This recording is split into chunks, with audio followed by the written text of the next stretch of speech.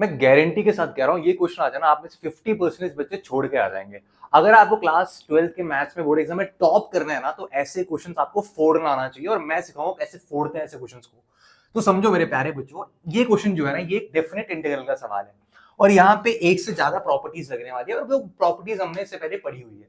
क्या है कि यहाँ पे आपके पास क्वेश्चन जो दिया है ना, उसको सबसे पहले लिखो आई इज इक्वल टू 0 से 2 पाई dx अपॉन में 1 प्लस ई की पावर साइन एक्स। अब क्या करें सर? अब मैं आपसे बोल रहा हूं कि एक काम करो, एक प्रॉपर्टी याद करो। आपने प्रॉपर्टी पढ़ी है कि इंटीग्रल ए से b f of x dx जो होता है ना, वो बराबर होता है इंटीग्रल ए से b f of a plus b minus x dx. या फिर एक और प्रॉपर्टी, अगर मेरा जीरो से स्टार्ट हो रहा है लोअर लिमिट, जीरो से a f of x dx is equal to हो जाएगा जीरो से a f of a minus x dx. ये आपके बुक में लिखा हुआ है, मैं आशा करता हूं कि आपने ये रट लिया होगा। तो इस प्रॉपर्टी का यूज करके हम क्या करेंगे, इसको चेंज करेंगे। मैंने बोला ये हो जाएगा 0 से 2 पाए dx अपॉन में 1 प्लस ई की पावर साइन एक्स की जगह पे क्या आएगा, a माइनस एक्स। यहां पे क्या है, एक जगह पे 2 पाए, तो 2 पाए माइनस एक्स। अब सवाल ये है कि 2 पाए माइनस एक्स क्या होता है। तो ये मेरा क्या हो जाएगा, ये मैं बोलूंगा कि अगर मेरा ये फर्स्ट क्वाड्रेंट है 0, ये पाई बाई 2, ये पाई, ये 3 पाई बाई 2, तो ये मेरा हो जाता है 2 पाई। और 2 पाई माइनस एक्स का मतलब होता है 2 पाई से x डिग्री पीछे, यानी कि फोर्थ क्वाड्रेंट। और आपको पता होना चाहिए कि फोर्थ क्वाड्रेंट में साइन जो होता है वो नेगेटिव होता है। साइन क्या होता है, नेगेटिव होता है। और साइन का जो फंक्शन है वो चेंज भी नहीं होता है, क्योंकि साइन का जो फंक्शन कॉस में तब चेंज होता है अगर आपके पास पाई बाई 2 का ऑड मल्टीपल हो। तो यहाँ पे तो पाई बाई 2 का स्यापा है ही नहीं ना, यहाँ पे तो 2 पाई लिखा हुआ है, तो साइन साइन ही रहेगा लेकिन नेगेटिव हो जाएगा। तो basically sine 2 pi minus x को आप माइनस साइन एक्स लिख सकते हो। तो ये कुछ ऐसा हो जाएगा, इज इक्वल टू 0 से 2 पाई dx अपॉन में 1 प्लस ई की पावर माइनस साइन एक्स। आ रही बात समझ? अब यहां पे क्या करो, आपको पता होना चाहिए कि e की पावर जैसे -2 लिखा है, तो इसको मैं लिख सकता हूं 1 अपॉन में e की पावर 2, रेसिप्रोकल हो जाता है। तो यहां पे आप क्या करो, इसी चीज को कुछ ऐसे लिख दो, 0 से 2 पाई dx अपॉन में 1 प्लस 1 अपॉन में e की पावर साइन एक्स। नीचे आ गया, पावर पॉजिटिव हो गया रेसिप्रोकल करते ही। अब इसका एलसीएम लोगे तो कुछ ऐसे बन जाएगा, 0 से 2 पाई dx इंटू ई की पावर साइन एक्स ऊपर आ जाएगा, अपॉन में ये एलसीएम लोगे तो ई की पावर साइन एक्स प्लस 1 नीचे आ जाएगा आपका। अब आपने बोला सर इसको रीराइट करेंगे ना, थोड़ा सा कुछ ऐसे दिखेगा, थोड़ा सफाई से लिखते हैं, 0 से 2 पाई ई की power sine x dx upon में ई की power sine x plus 1। Sir ये तो निकाल ले सर, अब क्या करें सर? अब देखो बच्चों, यहां पे आपके पास एक आई है, यहां पे आपके पास एक आई है, जो क्वेश्चन था उसको हमने आई बोला था ना। तो इसको अगर मैं इक्वेशन नंबर 1 ले लेता हूं, और इसको अगर मैं इक्वेशन नंबर 2 ले लेता हूं, अब देखो इसका भी डिनोमिनेटर और इसका भी डिनोमिनेटर सेम आ रहा है, तो मैं इन दोनों को जोड़ देता हूं। So adding 1 and 2, adding 1 and 2, तो आप बोलोगे sir I plus I is equal to क्या हो जाएगा? आप बोलोगे सर ये जो लिखा है ना, 0 से 2 पाई dx अपॉन में 1 प्लस ई की पावर साइन एक्स प्लस 0 से 2 पाई, ये क्या लिखा है यहाँ पे, ई की power sine x dx upon में 1 प्लस ई की पावर साइन एक्स। इनको जोड़ो, इनको जोड़ के इसके ऊपर एक सिंपल इंटीग्रेशन का साइन लगाओ, 0 से 2 पाई। आप बोलोगे सर ये हो जाएगा 1 प्लस, देखो 1 dx है ना, ये dx का मतलब 1 इंटू dx, तो 1 प्लस ई की पावर साइन एक्स अपॉन में 1 प्लस ई की पावर साइन एक्स आ गया, और ये dx, ये देखो कट गया। देखो कितना बड़ा सवाल लग रहा था भाई, कितना खतरनाक है, देखो आंसर कितना छोटा है इसका। तो ये आपका कुछ ऐसे हो जाएगा, इज इक्वल टू 0 से 2 पाई dx, कट गया ना dx। तो आप बोलोगे सर यहाँ पे कुछ छूट तो नहीं रहा हमारा, हाँ ये 2i है, तो 2i बराबर हो जाएगा मेरा x के ऊपर, आप लिमिट dx का इंटीग्रेशन क्या होता है, x होता है, 0 से 2 पाई। तो इसको सॉल्व करोगे तो क्या आएगा, आप बोलोगे सर 2i बराबर हो जाएगा, अपर लिमिट डालोगे माइनस लोअर लिमिट जो कि 2 पाई के बराबर है। तो यहाँ पे i इज इक्वल टू क्या हो जाएगा, 2 पाई अपॉन में 2, 2 से 2 कट जाएगा और आंसर मेरा पाई आ जाएगा। एक और शानदार सवाल, ऐसे डिफरेंट टाइप के क्वेश्चन जब आप पेपर में करके जाओगे ना, आप देखना आपका कॉन्फिडेंस एकदम बूस्ट हो जाएगा, आप बहुत अच्छे से पेपर कर पाओगे। इसमें क्या करेंगे, एक्स स्क्वायर को टी मान लो, जब तुम x स्क्वायर को t मानोगे तो कुछ ऐसा हो जाएगा, t अपॉन में t+1 इंटू 3t+4। अरे सर वाह, ये तो सर पिछले पीवाईक्यू सीरीज में ऐसा ही क्वेश्चन किया था। वही मैंने बोला कि पीवाईक्यू सीरीज बहुत इंपॉर्टेंट है। तुम एक टाइप का क्वेश्चन तुम्हें अगले बार भी देखने को मिल सकता है, रिपीट होते हैं क्वेश्चंस। तो यहाँ पे t अपॉन में इसको क्या करेंगे, इसको लिखेंगे सर a अपॉन में ये वाला factor t+1 plus b upon में 3t+4। ऐसे वाले क्वेश्चन तो आपके एनसीईआरटी में भी है। तो इसको अब क्या करना, आप एलसीएम लोगे तो ये हो जाएगा a into 3t+4 plus b into t+1, और नीचे आपको पता है कि इन दोनों का प्रोडक्ट आ जाता है t+1 इंटू 3t+4। यहां पे क्या होगा, ऊपर t है, नीचे t+1 इंटू 3t+4 है। ये पूरा डिनोमिनेटर और ये पूरा डिनोमिनेटर कैंसिल आउट हो जाएगा। यहां मेरे पास क्या आएगा, t बराबर, अब देखो यहां पे आप a और b को ऐसा लिखो कि t वाले कोएफिशिएंट एक साथ आ जाए। तो यहां पे लिखूंगा 3a प्लस b, और यहां t लिख दिया मैंने। 3a था और यहाँ पे bt था, तो t को कॉमन लेके मैंने 3a और प्लस b लिख दिया। बचा हुआ जो टर्म होगा वो कांस्टेंट होगा 4a प्लस b। अब खुद देखो मेरे प्यारे बच्चों, यहाँ लिखा है 1 इंटू टी। टी का कोएफिशिएंट यहाँ पे 3a प्लस b है और टी का कोएफिशिएंट यहाँ पे 1 है। तो मैं यहाँ पे बोलूंगा 3a प्लस b की जो वैल्यू आएगी भाई वो 1 के बराबर आएगी। 4a प्लस b, यहाँ पे कोई कांस्टेंट प्रेजेंट है क्या? हाँ है ना, 0 प्रेजेंट है भैया यहाँ पे, तो इसको बराबर 0 कर दो। 4a प्लस b बराबर 0। इसको जब सॉल्व करेंगे एलिमिनेशन मेथड से कर लो, साफ साफ दिख रहा है यहाँ पे, माइनस कर दिया, इसको माइनस कर दिया, इसको माइनस कर दिया, ये 1 हो जाएगा, ये माइनस ए हो जाएगा। तो a इज इक्वल टू -1 आ गया। अगर a इज इक्वल टू -1 है, मैं इसको यहाँ पे उठा के डालूंगा तो आप बोलोगे सर ये हो जाएगा -3 plus b is equal to 1 which gives me b as 4। b मेरे पास क्या आ गया, 4 आ गया। a की वैल्यू -1, b की वैल्यू 4। तो यहाँ पे क्या करना है आपको, यहाँ पे क्या करना है आपको, कहाँ गया यहाँ, हाँ, तो t अपॉन में t+1 इंटू 3t+4 कुछ ऐसा आ गया आपके पास, -1 अपॉन में t+1 और +4 अपॉन में 3t+4। कोई शक, कोई शक, कोई शक, कोई शक नहीं। इंटीग्रेशन का साइन यहां पे लगा दो, इंटीग्रेशन का साइन यहां पे लगा दो, इंटीग्रेशन का साइन यहां पे लगा दो। करना क्या है तुम्हें, अभी मत लगाओ, चलो एक स्टेप हम पहले जंप नहीं करते हैं, गलत हो जाएगा। क्या करना है हमें, हमने क्या माना, हमने t के जगह पे x स्क्वायर लिया है, क्योंकि इंटीग्रेशन का साइन यहाँ पे लगोगे फिर तुम्हें यहाँ पे dx कैसे लिखोगे, dt में चेंज करना पड़ेगा। नहीं नहीं, इतना कुछ नहीं करेंगे। मैंने क्या बोला, जो आपने x स्क्वायर को t लेट किया था वापस t को x स्क्वायर लिख दो। तो x स्क्वायर अपॉन में x square plus 1 into 3x square plus 4, यहाँ पे इंटीग्रेशन का साइन था, dx लगा दो। तो यहाँ पे भी क्या हो जाएगा, माइनस को बाहर लो, dx अपॉन में x स्क्वायर प्लस 1 लिख दो, t की जगह पे x स्क्वायर प्लस 1, यहाँ पे भी इंटीग्रेशन का साइन लगा दो, 4 अपॉन में 3x स्क्वायर प्लस 4। एक बात बताओ कि अगर आपके पास ऐसे आ जाए इंटीग्रल dx अपॉन में a square plus x square, तो आप बोलते हो सर ये तो हमें पता है, ये तो हमने पढ़ा है, 1 अपॉन में a tan inverse x upon में a। बहुत ही बढ़िया, लाजवाब। इसी को यहाँ पे अप्लाई करना है, इसी को यहाँ पे अप्लाई करना है। तो यहाँ पे जब तुम इसे सॉल्व करोगे ना तो कुछ ऐसे हो जाएगा, -1 अपॉन में a तो यहाँ पे 1 ही है, 1 का स्क्वायर 1 ही होता है। तो 1 इंटू क्या करेंगे, 1 क्यों लिखना है, tan इनवर्स x, तो tan इनवर्स x हो गया। अब सवाल है यहाँ पे अगर सर 4 को सबसे पहले तो बाहर लेके आओ, ठीक है, और यहाँ पे काम करो, देखो x स्क्वायर अकेला होना चाहिए, यहाँ पे x स्क्वायर अकेला होना चाहिए। ये कुछ भी हो हमसे फर्क नहीं पड़ता, क्योंकि ये तो एक कांस्टेंट है, ये तो कांस्टेंट है, फ्रैक्शन में हो पॉइंट में हो कैसे भी हो फर्क नहीं पड़ता। x स्क्वायर का कोएफिशिएंट 1 होना चाहिए, तो मैं यहाँ से 3 कॉमन ले लूंगा, तो ये हो जाएगा dx अपॉन में, यहाँ dx भी था ना, dx अपॉन में x स्क्वायर प्लस 4/3, क्योंकि 3 कॉमन निकाला तो यहाँ पे डिवाइड हो जाएगा 4 के नीचे, राइट। तो अब आप बोलोगे सर अब कुछ लग रहा है हमें कि उस फॉर्मेट में आ गया, तो आप देखो, खुद देखो इस चीज को ना मैं कैसे लिख सकता हूँ। आप देखो x स्क्वायर प्लस 4/3 को मैं लिख सकता हूँ x स्क्वायर प्लस 2/√3 का होल स्क्वायर। आ रहा है कि नहीं आ रहा है उसी फॉर्मेट में, ये होगा आपका a स्क्वायर और ये हो गया आपका x स्क्वायर। तो आप बोलोगे सर इसे हम रीराइट करेंगे, माइनस tan इनवर्स x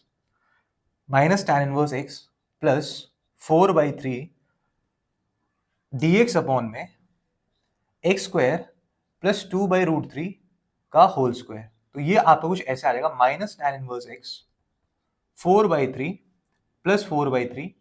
अब देखो ये कितना हो जाएगा, आपने बोला सर 1/a, जो ये a है ना इसका रेसिप्रोकल कर दो, 1 अपॉन में a का मतलब ये हो जाएगा √3 अपॉन में 2 tan इनवर्स x अपॉन में a का मतलब x नीचे आ रहा है, a नीचे आ रहा है, 2/√3 उल्टा कर दो, √3/2। तो ये आपका फाइनल आंसर ऐसे हो जाएगा, प्लस c भी लिखना पड़ेगा यहाँ पे, क्योंकि यहाँ पे जो फंक्शन है हमारा, जो इंटीग्रल है हमारा, ये एक नॉन इनडेफिनिट इंटीग्रल है। जब आपका डेफिनिट इंटीग्रल आता है तब आपको सी लिखने की जरूरत नहीं होती है। तो यहाँ पे हो जाएगा आपका, ये कैसे लिख सकते हैं इसको, 2 तो 2√3 अपॉन में 3 tan इनवर्स x√3 अपॉन में 2 minus tan inverse x plus C. वाह भाई वाह, मजा आ गया। और यही इसका फाइनल आंसर है। बच्चों ये एक बहुत बढ़िया सवाल है, आपके प्रॉपर्टी पे बेस्ड एक सवाल है। तो हम क्या करेंगे ना, एक प्रॉपर्टी आपने सीखी होगी, मैं बताता हूं आपको। अगर इंटीग्रेशन के अंदर ऐसे आ जाए a² माइनस x² आ जाए और यहाँ dx लिखा हो, इसका आंसर क्या होता है? आपको डायरेक्टली पता है इसका आंसर क्या होता है। इसका आंसर होता है x/2 ये सेम चीज लिखो, √a² minus x² plus a² लिखो, अपॉन में 2 करो, साइन इनवर्स x अपॉन में a प्लस सी। फॉर्मूले सारे रटने पड़ेंगे भैया, फॉर्मूले का कोई शॉर्ट ट्रिक नहीं है, पढ़ना पड़ेगा तुम्हें, रगड़ना पड़ेगा, लिख लिख के याद करो, पेपर आने वाला है, कब याद करोगे अब। तो भैया ये ना, ये जो लिखा हुआ है यहाँ पे, इसको हमें ना, इसको, इस क्वेश्चन को ऐसा बना दूं ना, तो मेरा आंसर डायरेक्टली निकल आ जाएगा। इजी है ना। अब देखो, अब सवाल है कि इसको ऐसे कैसे बनाएं। पिछले क्लास में मैंने एक ट्रिक सिखाया था, पीवीक्यू सीरीज 2 में एक क्वेश्चन ऐसा ही था। उसमें मैंने क्या बताया था, आपको क्या करना है, ध्यान से देखना। यहां पे लिखा हुआ है 5 माइनस 4x माइनस x²। ठीक है, इस क्वेश्चन को कैसे इस फॉर्म में लेके आए, a² माइनस x² वाले फॉर्म में कैसे आए, सवाल ये है। तो एक समझो, जब भी मेरे पास एक ऐसा क्वाड्रेटिक पॉलिनोमियल होता है a² plus bx plus c, मैं क्या करता हूं, मैं इस a को कॉमन ले लेता हूं, तो ये हो जाता है मेरे पास x² plus b by a x plus C. अब आपको क्या करना है, आपको सिंपली a को बाहर रखना है ना, x के जगह पे आपने क्या लिखा, x स्क्वायर की जगह पे x लिखा, प्लस इस b बाई a को आधा कर दो और इसका होल स्क्वायर लगा दो, प्लस जो c है ना, c को ऐसे रहने दो, माइनस जो आपने यहां नंबर लिखा ना b/2a, इस b/2a का होल स्क्वायर को सब्ट्रैक्ट कर दो यहां से। आप जब इसे सॉल्व करोगे ना, आपका एग्जैक्टली कुछ ऐसे ही आएगा, a² minus x² x² minus a² x² plus a², ऐसे कुछ आएगा। यही सेम लॉजिक मैं यहाँ पे लगाने वाला हूँ। मैंने क्या करा, मैंने यहाँ से -1 कॉमन लिया, क्योंकि x² कोएफिशिएंट क्या है, -1 है। -1 कॉमन लेते ही क्या हो गया, तो आपने बोला सर ये हो गया x² प्लस 4x और -5, सारे साइन पलट गए। अच्छा जी, अब मैंने बोला कि यहाँ पे जो है ना, इसका जो x कोएफिशिएंट है, इसका आधा करना है मुझे, तो x प्लस 4/2 करा मैंने और होल स्क्वायर लगा दिया। आधा करके x² नहीं, x लिखना है यहाँ पे मुझे, माइनस को -5, ये जो नंबर लिखा होता है एग्जैक्टली सेम वैसे लिखना है। इसमें से क्या घटाना होता है, इसका स्क्वायर, जो यहाँ पे नंबर आएगा ना 4/2 2 होता है, 2 का स्क्वायर घटा दो। अब आप बोलोगे सर ये बन गया मेरा -1 इंटू एक्स प्लस 2 का होल स्क्वायर -9, कि -5 और -4 -9 होता है, and you can write it as x plus 2 का होल स्क्वायर -3 का स्क्वायर। और देखो -1 बाहर है ना, मल्टीप्लाई करते ही उल्टा हो जाएगा, 3² यहां आ जाएगा और ये हो जाएगा -x प्लस 2 का होल स्क्वायर। अरे बात समझ। तो मेरे प्यारे बच्चों, आप क्या बोलोगे, सर हम ना इसके जगह पे ऐसा ले सकते हैं, तो ये कुछ ऐसा हो जाएगा, इंटीग्रल 3² माइनस x प्लस 2 का होल स्क्वायर। और रूट के अंदर है सब कुछ, कहानी पूरी रूट के अंदर चल रही है, रूट मत भूलना।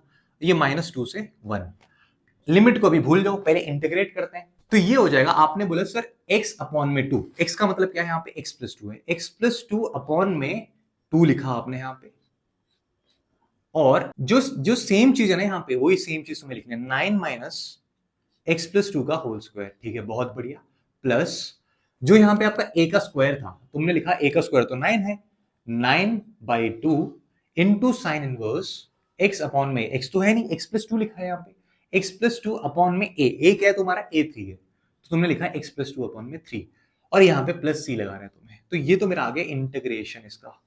लेकिन अब इस पे लिमिट भी तो लगेगा, तो लिमिट कैसे लगाओगे बच्चों, तो लिमिट लगाओगे ऐसे, -2 से 1, क्या हो जाएगा, -2 से 1 limit, upper limit minus lower limit करना है। अब खुद देखो, यहाँ पे जैसे ही मैं अपर लिमिट 1 डालूंगा, तो ये तो हो जाएगा 3/2, 1 प्लस 2 3, 3/2 इंटू स्क्वायर रूट के अंदर 9 माइनस 1 प्लस 2 का होल स्क्वायर, 1 प्लस 2 3 होता है, 3 का होल स्क्वायर करोगे तो 9 आ जाएगा, 9 माइनस 9 0 होता है, तो ये पूरा टर्म 0 बन जाएगा। 1 यहाँ पे डाला था, अब यहाँ पे डालना है, 9/2 इंटू साइन इनवर्स 1 प्लस 2 कितना होता है, 3 अपॉन में 3 आ जाएगा। हो गया, अपर लिमिट हो गया पूरा का पूरा, minus lower limit. Lower limit का मतलब आप -2 डालने वाले हो। -2 यहां डालते ही -2 + 2 0 हो जाएगा, ये टर्म 0 हो गया। प्लस यहां पे -2 डालोगे तो ये हो जाएगा 9 साइन इनवर्स 0, -2 + 2 0 ही होता है, तो ये भी पूरा का पूरा 0 हो जाएगा, क्योंकि साइन इनवर्स 0 क्या होता है, साइन इनवर्स 0 इज 0। आपके पास जो आंसर बचा वो बचा ये, ठीक है।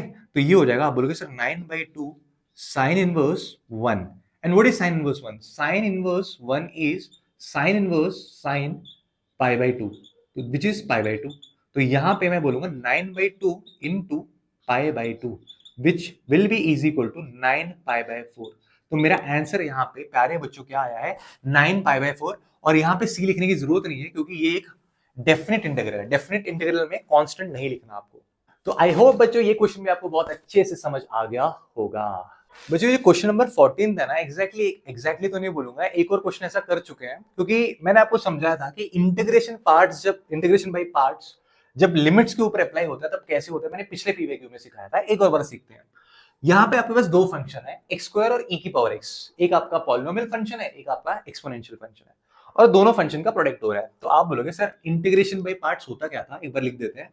अगर मेरे पास दो फंक्शन है f(x) और दूसरा g(x), दोनों का प्रोडक्ट हो रहा है, उसको मैं लिख सकता हूं पहले फंक्शन को बाहर रख के दूसरे वाले का इंटीग्रेशन माइनस dx लिख दो यहाँ पे, माइनस इंटीग्रेशन ऑफ पहले वाले फंक्शन का डिफरेंशिएशन इनटू इंटीग्रेशन ऑफ दूसरे वाला फंक्शन, ठीक है। और इसका पूरे का भी फिर क्या होगा, इंटीग्रेशन होगा।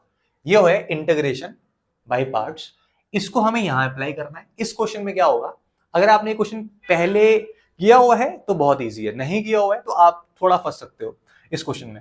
यहां पे क्या होगा, आपने बोला सर इंटीग्रेशन पार्ट्स लगाते हैं, लिमिट्स को भूल जाओ पहले, सिंपल आप करो इसको सॉल्व। x² e⁻x dx, ये है फर्स्ट फंक्शन। क्या ले, फर्स्ट फंक्शन हमेशा ऐसा लेना चाहिए जिसको डिफरेंशिएट करना आसान हो, और सेकंड फंक्शन को ऐसा लेना चाहिए जिसको इंटीग्रेट करना आसान हो। तो भाई x² को e⁻x को इंटीग्रेट करना आसान है, तो मैं e⁻x को इंटीग्रेट करके रखूंगा, तो ये हो जाएगा मेरा g(x) और ये हो जाएगा मेरा f(x).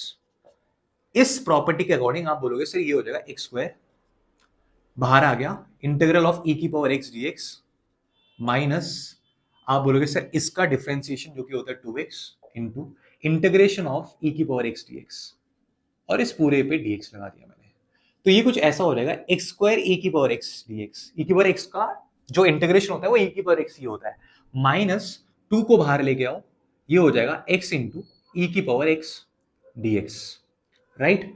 इसका जो इंटीग्रेशन था वो e⁻x हो गया और ये dx यहाँ पे आ गया। बात आ रही है समझ। अब दोबारा आपके पास कुछ ऐसे ही आ गया, एक आपके पास पॉलिनोमियल फंक्शन है, एक आपके पास एक्सपोनेंशियल फंक्शन है, दोबारा इंटीग्रेशन बाय पार्ट्स लगाओ। तो यहां पे जब दोबारा इंटीग्रेशन बाय पार्ट्स लगाएंगे तो ये कुछ ऐसा हो जाएगा, -2 को यहीं रखो, पहले वाले फंक्शन को बाहर रख के दूसरे वाले फंक्शन का इंटीग्रेशन माइनस दूसरे इंटीग्रेशन ऑफ दूसरे वाले फंक्शन का डिफरेंशिएशन। देखो डिफरेंशिएशन करोगे x का तो dx/dx 1 होता है, तो 1 into integration of e⁻x dx, right, और पूरे का dx लगाना है, पूरे को इंटीग्रेट भी करना है हमें। तो ये कुछ ऐसा हो जाएगा x² e⁻x माइनस 2 इंटू ये हो जाएगा x e⁻x माइनस ये हो जाएगा आपका, ये जो पूरा हो जाएगा, आपने बोला सर इसको हम लिख सकते हैं इंटीग्रल e⁻x और ये वाला dx। इसको सॉल्व करेंगे तो ये e⁻x आएगा और ये वाला dx यहाँ पे आ जाएगा। तो आपने बोला सर ये अब हो जाएगा हमारे पास x² e⁻x minus 2x e⁻x minus minus ये प्लस हो जाएगा 2 e⁻x dx। x dx को लगा रहे हैं भाई, इंटीग्रेट हो तो क्या, e⁻x आप देखोगे सब टर्म के अंदर कॉमन आ रहा है, तो कॉमन निकालो इसको। तो e⁻x को जब मैं कॉमन निकालूंगा तो ये हो जाएगा x² माइनस 2x प्लस 2। इस चीज को मैंने ऐसे लिख दिया, इस चीज को मैंने ऐसे लिख दिया। तो अब आप बोलोगे सर यहां पे इस पूरे का इंटीग्रेशन हो चुका है, तो इंटीग्रल ऐसे लिखना 0 से 1 x² e⁻x is equal to e⁻x x² minus 2x plus 2, इस पूरे के ऊपर लिमिट आता है। लिमिट वाले में यही फर्क हो जाता है, सबके ऊपर लिमिट आता है। पूरे इंटीग्रेट कर दो फंक्शन को, पूरी तरह इंटीग्रेट कर दो बाय पार्ट्स यूज करके, एंड में जो आपका आंसर आएगा ना, लिमिट उसके ऊपर लगाना, लिमिट उसके ऊपर लगाना। यहां पे आप क्या करोगे, upper limit e⁻1 into 1 minus 2 plus 2, upper limit ये हो गया, minus lower limit e⁻0 into ये 0 हो जाएगा, ये 0 हो जाएगा प्लस 2। अब आप बोलोगे सर ये जो है ना e की पावर 1 e होता है, ये -2 + 2 कट जाएगा और यहां पे आ जाएगा e की पावर 0 1 होता है इंटू 2। आप बोलोगे सर ये मेरा हो जाएगा आंसर e-2। देखा बच्चों कितना बढ़िया सवाल था। e-2 इसका फाइनल आंसर है। किसी को भी कोई डाउट है, किसी को इस क्वेश्चन का दूसरा अप्रोच पता है यार, कमेंट सेक्शन में लिख के बताओ यार। चैनल को प्यार दो, लाइक सपोर्ट शेयर करो चैनल को, ताकि चैनल आगे बढ़े और मेरे को एक मोटिवेशन मिले आगे ऐसे और वीडियोस बनाने का। तो बच्चों चलते हैं नेक्स्ट सवाल पे, जो कि आज का आखिरी सवाल होने वाला है। इस क्वेश्चन के मैं आपको 2 मेथड सिखाने वाला हूं। 2 मेथड देखना, दोनों मेथड में से जो आपको सिंपल लगे ना वो यूज करो यार। दोनों में से कोई भी मेथड यूज कर लो, आपकी मर्जी, मार्क्स दोनों में मिल जाएंगे आपको, गारंटी मेरी। मेथड नंबर 1 और मेथड नंबर 2। मेथड नंबर 1 में क्या करना है आपको, इस पूरे को e की पावर x से मल्टीप्लाई कर दो, तो ये हो जाएगा ऊपर भी e की पावर x और नीचे भी अगर आप e की पावर x से मल्टीप्लाई कर दोगे तो e की पावर 2x प्लस e की पावर x। क्या करें मैंने क्या करा, मैंने multiply numerator and denominator by e की पावर x, राइट। आपने बोला सर ऐसा करने से क्या हुआ, ऐसा करने से ये हुआ बच्चों कि ऊपर आ गया e की पावर x, नीचे आ गया e की पावर 2x और ये प्लस e की पावर x dx। क्या करो, e की पावर x को ना t लो, तो आप बोलोगे सर d अगर मैं डिफरेंशिएट करूंगा इसको, differentiating both side with respect to x, तो ये हो जाएगा e की power x dx is equal to dt। e की power x dx is equal to dt। तो यहाँ पे एक्चुअली में इसका आंसर आ जाएगा, देखो e की पावर x dx की जगह पे मैं dt रखूंगा और यहाँ पे देखो e की पावर 2x है, 2x e की पावर x अगर t है तो इसका स्क्वायर कर दूंगा तो इसका भी स्क्वायर हो जाएगा t की पावर 2 और e की पावर x तो t है ही। तो इसको मैं लिख सकता हूं 1 अपॉन में t इंटू टी प्लस 1 और ये आ जाता है dt। ऐसे क्वेश्चन को सॉल्व करना है, शायद से भी तीसरा चौथा क्वेश्चन कर रहे हैं ऐसे वाला पूरे पीवीक्यू सीरीज में, बहुत आसान है। तो आप बोलोगे सर ये 1 अपॉन में t इंटू टी प्लस 1 को मैं लिख सकता हूं a अपॉन में t प्लस b अपॉन में t प्लस 1, है कि नहीं। आपने बोला सर इसका एलसीएम लेंगे तो ये हो जाएगा a plus b into t plus यहाँ पे a इंटू 1, हाँ a इंटू 1 a हो जाएगा यहाँ पे, और यहाँ पे 1 बचा हुआ, नीचे का डिनोमिनेटर कैंसिल आउट हो जाएगा, आपको पता है वो सारी कहानी। अब आपने क्या करना है, देखो यहाँ पे t ना है नहीं, यहाँ पे 0t है और प्लस 1 है, कांस्टेंट की वैल्यू है यहाँ पे, a इज इक्वल टू 1 दे रखा है यहाँ पे और a plus b is equal to 0 है। तो आप बोलोगे sir b is equal to उसका मतलब -1 हो गया, a 1 है तो -1 करोगे तभी तो 0 आएगा।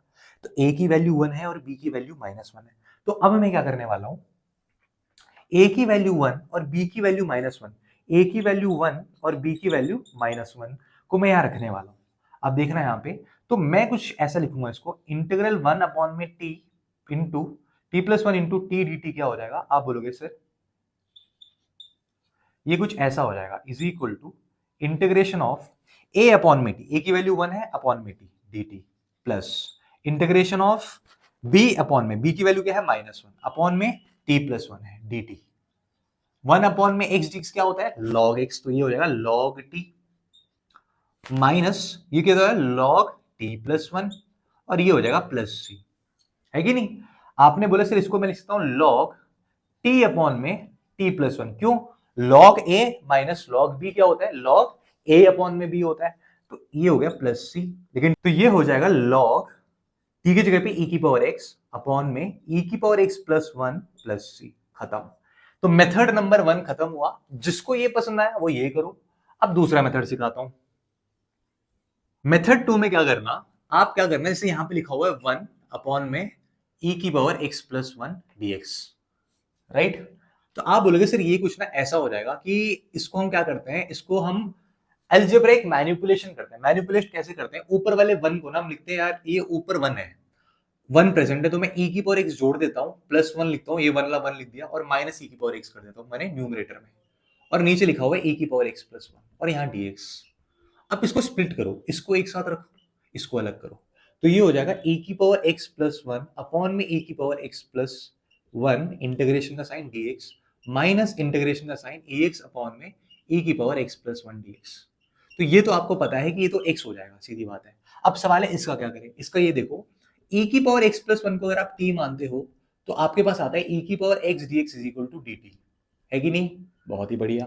तो यहां पे मैं लिखूंगा, ऊपर में लिख दूंगा dt अपॉन में t, वो क्या होता है dt अपॉन में t log t होता है। तो ये हो जाएगा मेरा x minus log T, T log क्या हो जाएगा टी, लेकिन टी की चीज है, टी तो मानी हुई चीज है, टी की वैल्यू है e की पावर x प्लस वन, तो यहां पे मैं रख दूंगा भाई x माइनस लॉग e की power x plus one plus C, ये आ गया मेरा फाइनल आंसर। अब और सर इसमें भी अलग आंसर आया, इसमें भी अलग आंसर आया, मेथड वन मेथड टू, अरे भाई वो कांस्टेंट लगा हुआ है ना, कांस्टेंट की वजह से वो एडजस्ट हुआ था थोड़ा बहुत, आंसर अलग अलग आ सकते हैं क्योंकि यहाँ पे कांस्टेंट लगा हुआ है, तो कांस्टेंट की वजह से ये एडजस्ट हुआ था, कोई दिक्कत वाली बात नहीं है, इंटीग्रेशन क्वेश्चंस में अलग अलग आंसर आ सकते हैं, तो टेंशन लेने वाली बात नहीं, आपको जो मेथड अच्छा लगे आप वो लगाओ। अगर आपको मेरा कंटेंट अच्छा लगा, तीसरी तीसरी वीडियो है बच्चों, अभी तक यार आपका प्यार नहीं मिला, लेकिन मैं तो लगा रहूंगा, मैं तो और भी वीडियोस बनाऊंगा, मैं वेट करूंगा यार, आज नहीं कल नहीं परसों, कभी ना कभी तो आएंगे बच्चे, कभी ना कभी तो देखेंगे, कभी ना कभी तो उनको पता चलेगा यार एक सर थे इन्होंने इतना अच्छे से पढ़ाया, सारे पीवाईक्यू कंप्लीट कराए। मिलता हूं बच्चों आपसे नेक्स्ट पीवाईक्यू सेशन में, तब तक के लिए बाय बाय, टेक केयर, अच्छे से पढ़ते रहना बढ़िया तरह से, बाय बाय।